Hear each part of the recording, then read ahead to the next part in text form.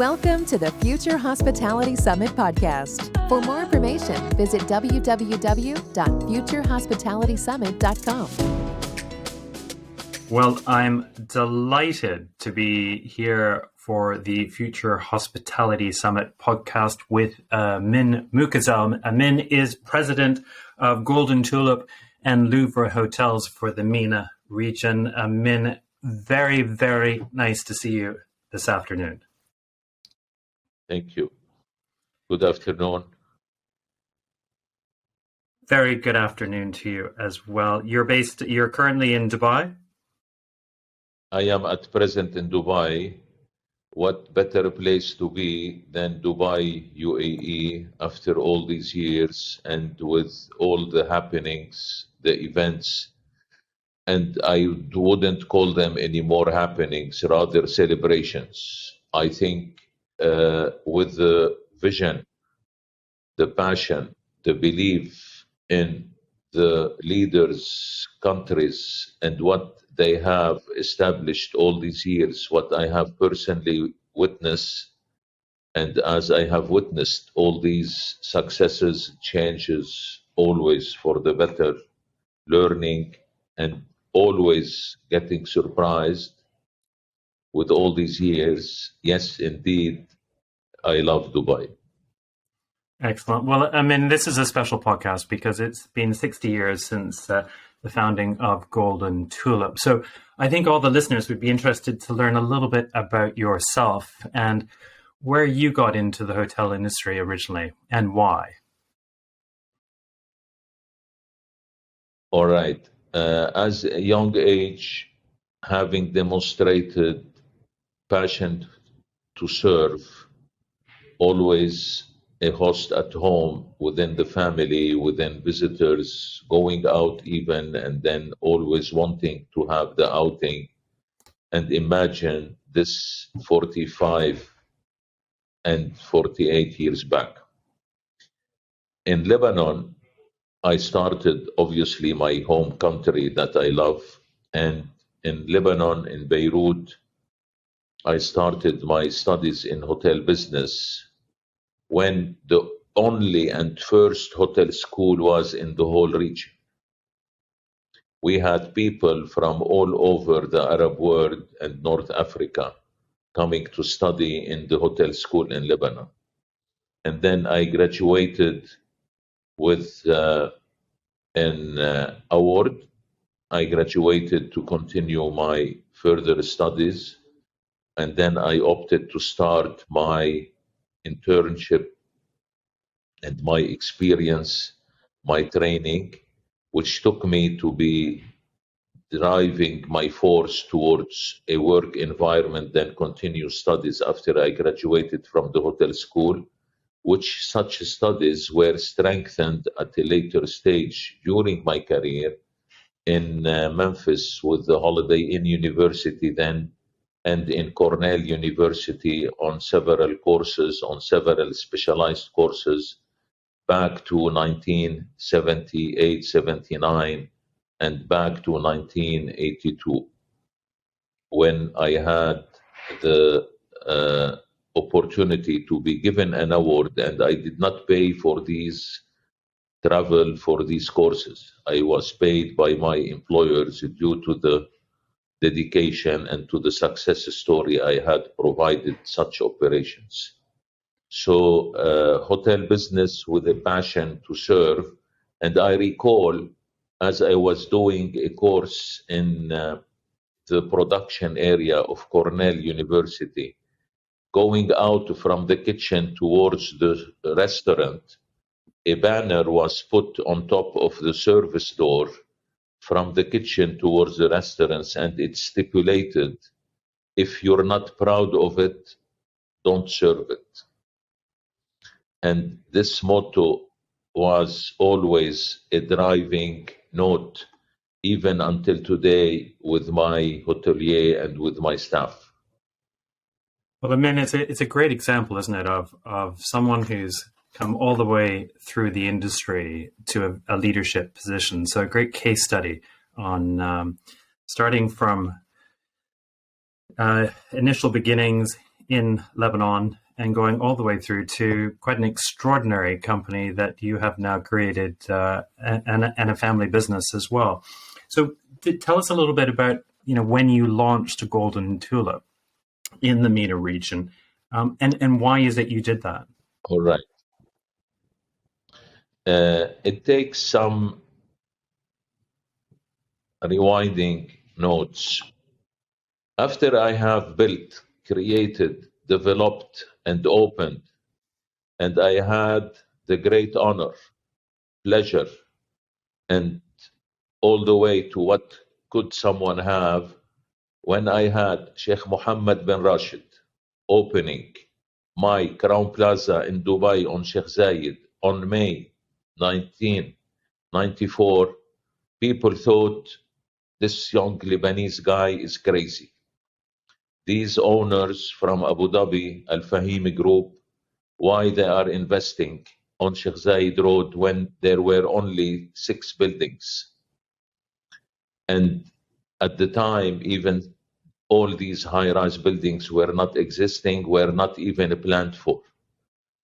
When I opened the property with all its success stories and its return on investment from day one, I decided to have a company on my own, again, in hotels.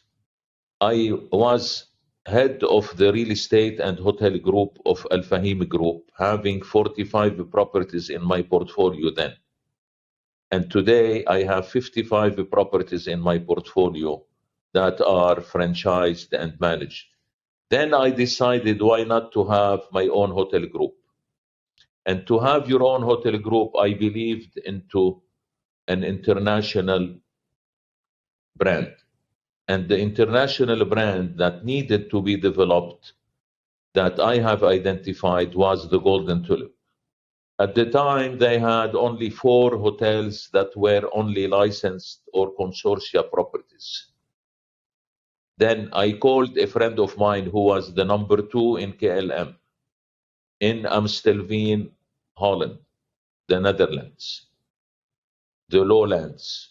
And I told him, listen, I am forming my own company and I would like to acquire the licensing of the Golden Tulip, and I can develop 20 hotels for them. And the answer was great, yes. I had to travel to Orlando the following months. I transited in Schiphol Airport, and I met the Golden Tulip people in the airport at the Royal Lounge of Schiphol Airport, together with Dries van Luck, who was the number 2 in KLM, and we moved forward and we agreed to enter in agreement of representation. 3 years later, we formed a partnership, and thereafter we had to go from licensing or soft branding to hard branding to franchising in full swing. And I believe we were the first, and we are still the most important franchise company in the Middle East, as franchising was and is still not well serviced, well monitored, well deliverables, and where you need to always avail of the international requirements. As such, we moved forward, and then thereafter the company was sold. Starwood acquired it, merged with the Louvre Hotel Group, and here we are today, maintaining in the mid-scale and upscale with the Golden Tulip, Tulip Inn, and Royal Tulip. And I created the brand Royal Tulip then.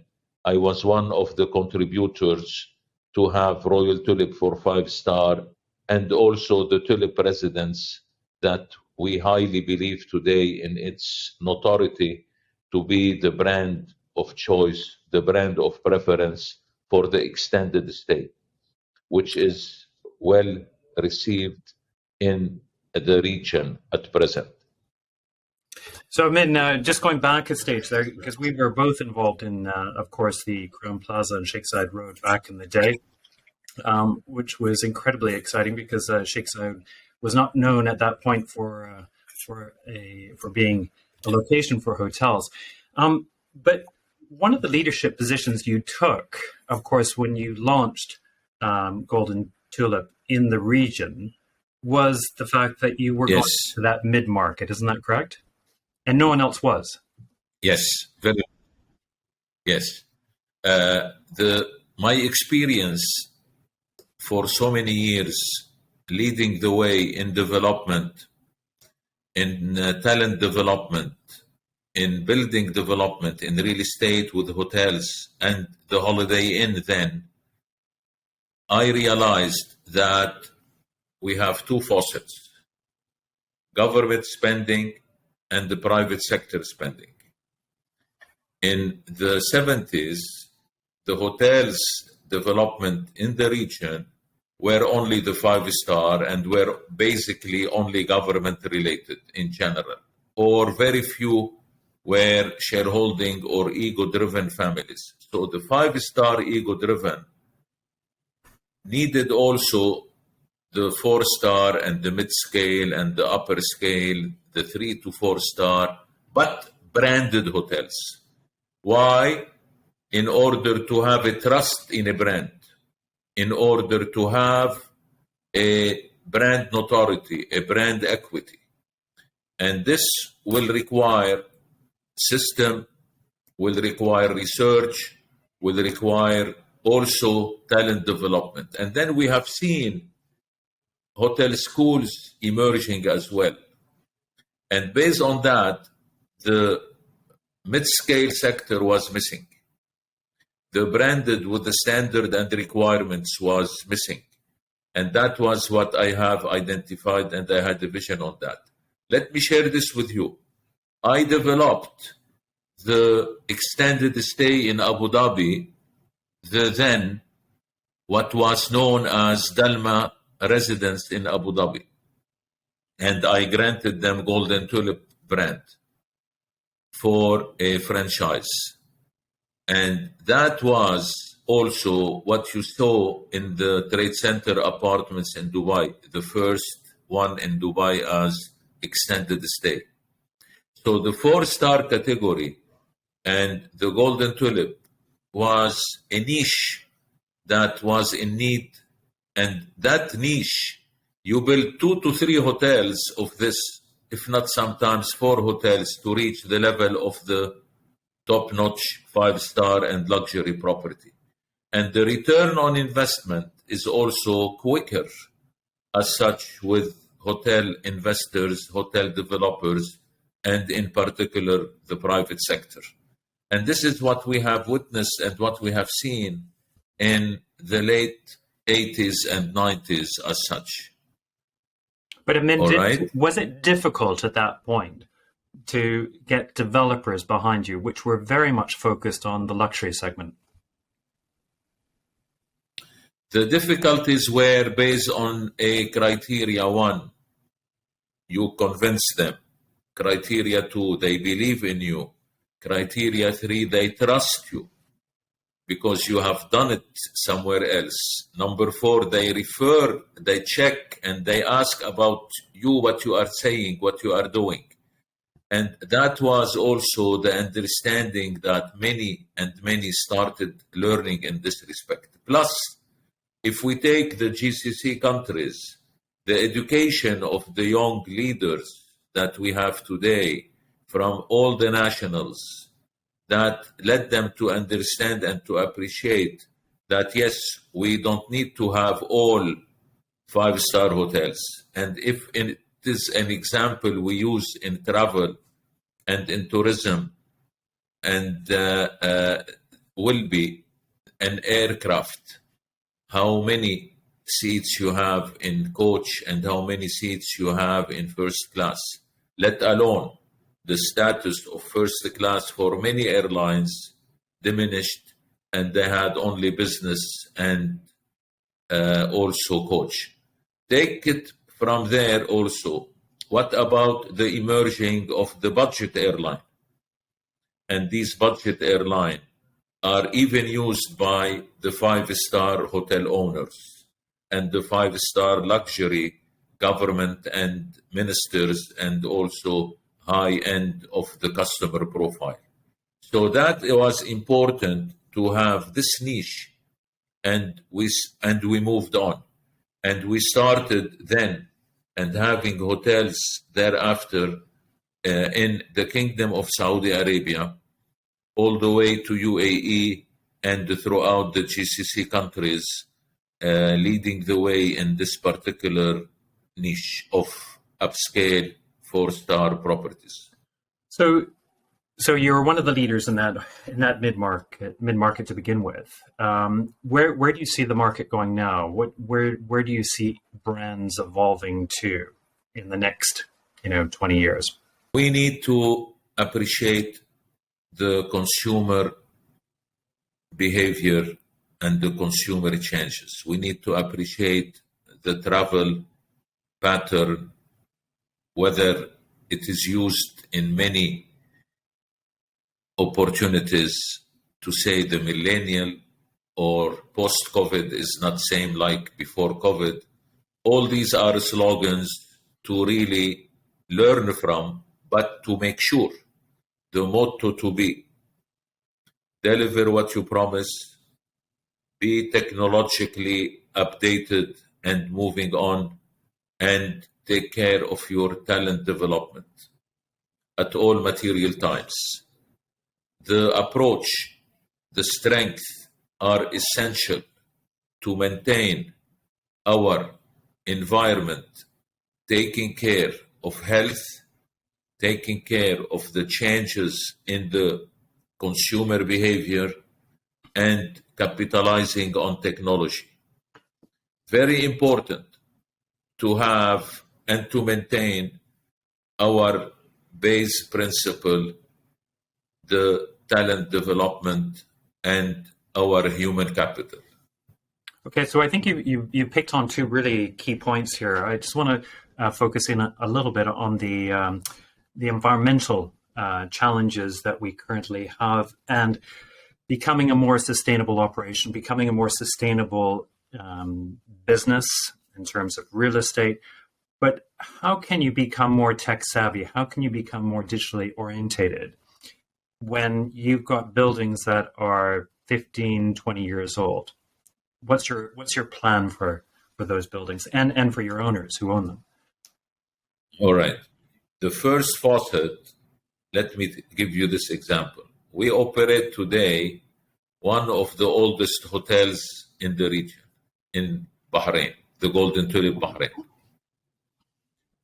And we are opening new properties in Oman, in North Africa, in Doha.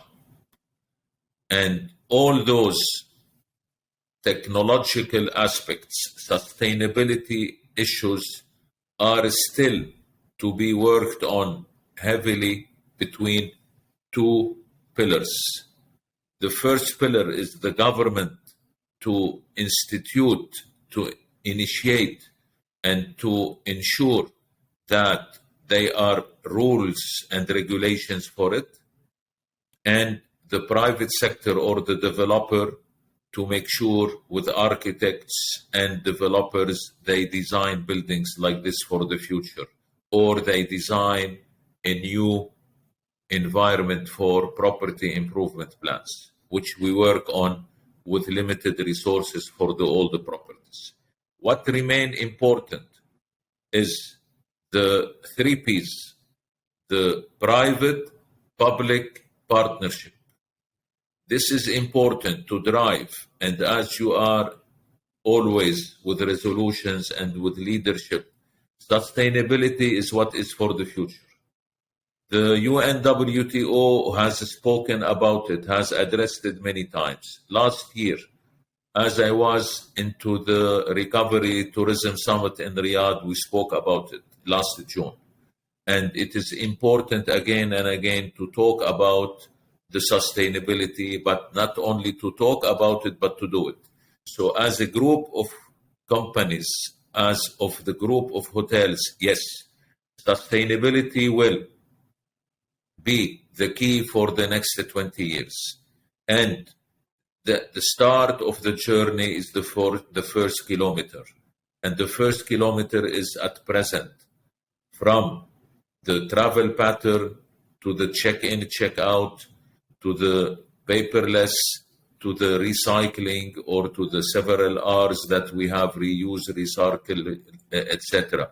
And these sustainability criteria, Jonathan, lies down in the design of a property from day one, to be supported by local communities and by local municipalities.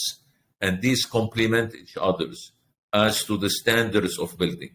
One of the criteria we came up with is the saving on energy.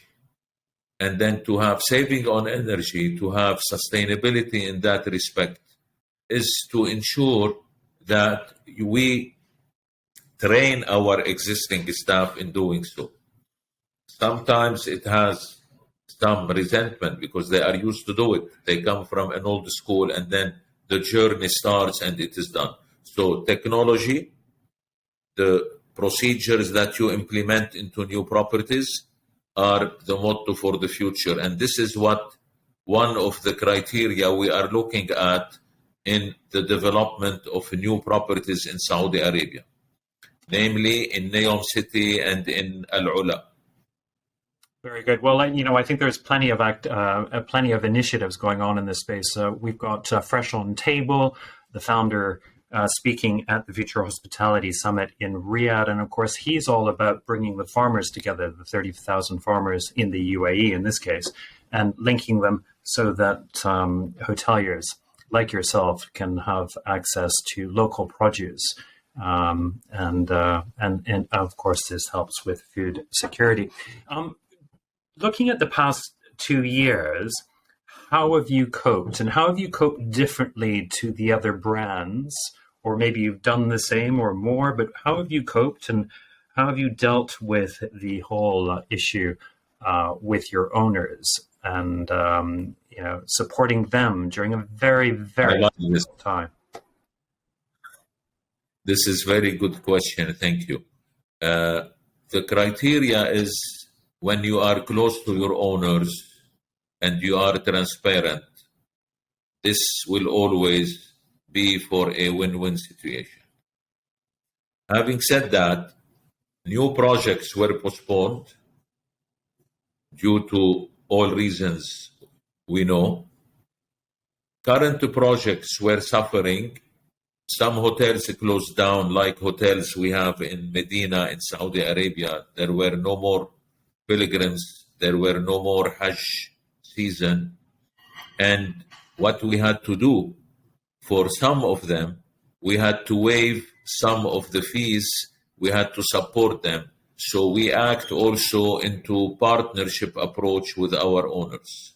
However, we became again stronger together as we supported these hotels. So number one, we had to accept delays in a new project, in completion of projects. We have a project in Mecca that was postponed. We had a project in Oman. We had a project in Doha. We had a project in Tunis, projects in Algeria, etc. What we have also done to cope with the situation, we hired a third-party provider specialized in protocols of inspections, of standards, and of all the COVID protocols to protect our owners, to protect our visitors, our customers, our suppliers, and indeed our staff. And we hired NSF worldwide. They had inspection to all our hotels, and with a high score, hotels had to carry out an inspection and to be certified accordingly. And this is on the operation side, on having the protocols and on supporting the operation and the customer and the trust in you as a brand, why you have your R&D department, why you have you're updating on all issues. That was the key. On the other hand, owners had to accept our relationship on the bad days as much as on the good days. We had accepted it also ourselves. And I can give you an example. Some hotels did even better than the normal days, like our hotel in Sharjah, our hotel in Abu Dhabi, our hotel in Doha, in spite of the fact that some other hotels had closed down. We had to accept also government initiatives on quarantine and on disciplines to cater to our customers and to serve the local community. And to serve the local community, we had to accept all health measures and their implication to each and every operation.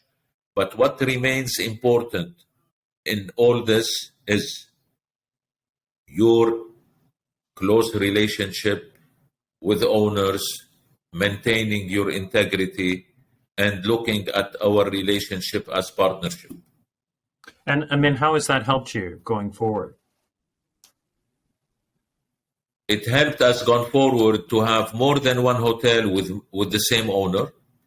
It helped us to maintain our milestone of opening. This year we have 10 to 12 opening in 2022. To a matter of fact, I was counting on my fingers yesterday to see how many we have still to open this year, and my 10 fingers were not enough. So this helped us in terms of also attracting people to come and work with us, because of there is a growth momentum, because there is a continuity, because there is a versatility, because you are available in many countries. In some countries where we are opening, the nationals of these countries, where they are, they would like to go back to their countries, and they do it. Also, into the training, into the development of your human capital. For instance, in Saudi Arabia, for instance, in Oman, with the Saudization drive that you are a master in it, into the Omanization drive, we are leaders in this context. Into Bahrain, we have Saudi manager in two of our properties in Saudi. We have a Bahraini general manager into our Bahrain property, and so on and so forth. So this helps you as you proceed further. And again, the importance of it is to keep the train moving forward, even though stopping at each station, but always going straight. Great advice as well. And then one of the challenges I can only assume you have, though, as moving from a small family business, linked, of course, with a joint venture with Louvre, which is owned by Xinjiang. So you have that international aspect, of course. But as a small business, you now have close to 57 hotels by the end of the year. How do you retain that relationship with owners, which is primarily through yourself, as you continue to grow and you just don't have the time? You pass it on to your sons, you pass it on to your team. It is our DNA. I started the business because of the relationship. It was with zero capital, with negligible capital, and today the capital is this relationship. Now, how to sustain that, how to maintain the relationship is, again, to keep it going. It's not easy, but as you enjoy it, these owners become friends. And if the owners wouldn't become friends, I don't want them. And they don't want me anymore. My owner, I have the pleasure and the honor to say, my owner in Abu Dhabi, with him, His Excellency Sheikh Hamid Al Hamid, I started in August 89. 99, the first hotel, the Grand Continental Flamingo Hotel. So how many years back? 23 years back. And he granted us the trust of entrusting in us, and I stress on the word trust here, his second property in Abu Dhabi, and it became Golden Tulip downtown Abu Dhabi. And guess what? This open dialogue, this transparency, this respect, and this availability, it is hard, and it is not easy, but if you do it with such a passion, if you do it with such a belief, and if you do it believing in your people, sometimes we make mistakes. Sometimes we learn hard from these mistakes. I lost hotels. I have dismissed hotels because of their standards. And we lost hotels. But look at it always into a positive aspect. And I share with you such a pride today, and to our listeners and to our viewers. Do it with such a passion. Do it with such a belief. Do it with such a positive outlook, always to be there.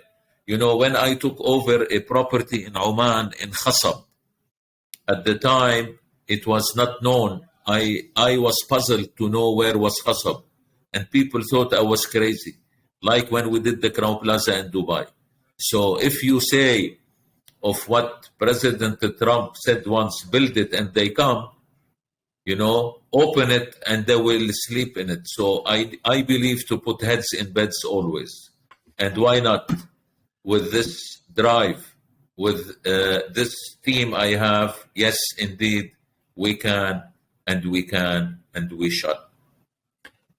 Excellent leadership traits, Amine, and it's nice to see that you've got your family involved in the business as well with Rami and Hadi. Am I allowed to ask you which is your favorite hotel? My favorite hotel is the hotel that is always successful. My favorite hotel is a hotel that has never happened yet. My favorite hotel is a hotel that I would like to see happening soon. My favorite hotel is when I see the smile on the employees, having employed so many families, having employed so many talents, and then they come to say to you, thank you. And this thank you is the best, and this thank you is the best award and reward you can achieve. The great and the greatest hotel is yet to happen, but it happens every day when I see the successful results of the property performance, and I'm never satisfied, but I'm always happy. I'm always, I always appreciate, but I'm never satisfied into their performance. And this is what my general managers know as a motto. I appreciate, but I'm not satisfied. The satisfaction, you give me 100% occupancy, I need more on the average rate. You give me more on the average rate, I need more on the gross operating profit and more on to my own owner's return. You give me more, Mr. Owner, I need from you another hotel, and so on. So the best hotel is to happen, and definitely for this smile and this thank you when you hear it from your owner, and when you have these staff having jobs and writing to you. My phone is available. I received calls from Pakistan last week, from India, from Bangladesh, from Sri Lanka, from Beirut, from Egypt, for staff that are looking for jobs, and we respond to them and we accommodate them. And this is where we can be definitely happy to see and to like such a business, such a property, to answer it, yes, this hotel yet to happen. Yeah, that's a great answer. Okay, so one last question, Amine, because we've been going on a little longer than we would normally do for these FHS podcasts. But if you hadn't joined the hotel industry, Thanks. you hadn't joined the hotel industry, what would you have done? This is a $1 million question. And the answer is so simple. Guess what? I would have joined the hotel business. Okay. There isn't any business like this business. Because I think, Amine, that you would have been an exceptional tourism minister.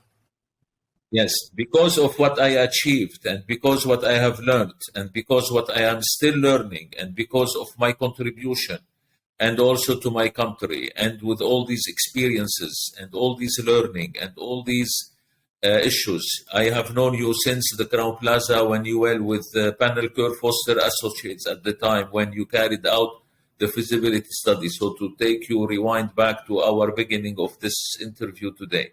Yes, I was offered Minister of Tourism on a couple of occasions. It did not work because the technocrat issue didn't appeal. And in a country as difficult as it is we have in Lebanon, we cannot be envied anymore by any nation.